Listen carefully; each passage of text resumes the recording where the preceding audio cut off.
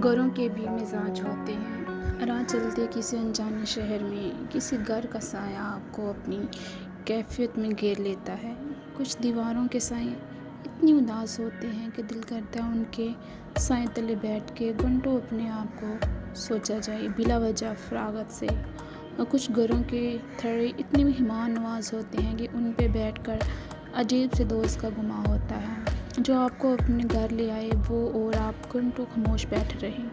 हर घर की दीवारों के एहसास होते हैं जिन्हें आप अपने एहसास में परोका देखते हैं। घरों की ईंटें बोलती हैं, अगर कोई एहसास की आंख से देखे तो सब कुछ बयान कर देती है। उदास घर, खुश घर, गमगीन घर, तारीख घर, गसीले घर, नमनाक घर, वीरान घर, बेजान घर, जंगली घर, नफरत भरे घर, पुरअसरार घर, खुशगवार घर और मोहब्बत भरे घर। घरों की ईंटें अपने मकीनों के एहसासात को जज़्ब करके उन जैसे हो जाती हैं। फिर वो बोलती हैं, किस्से सुनाती हैं, हंसती हैं, रोती हैं, उदास होती हैं, चिंकी जलाती हैं। और अगर कोई एहसास के दिल से उनकी तरफ देखे तो फिर वो उनके चलते कदम रोक लेती हैं और अपनी कहानी सुनाकर आगे बढ़ने देती है। वो दीवारें पत्थर बेजान हो जाती हैं लेकिन उनका एहसास जागता है क्योंकि दीवारें बोलती हैं।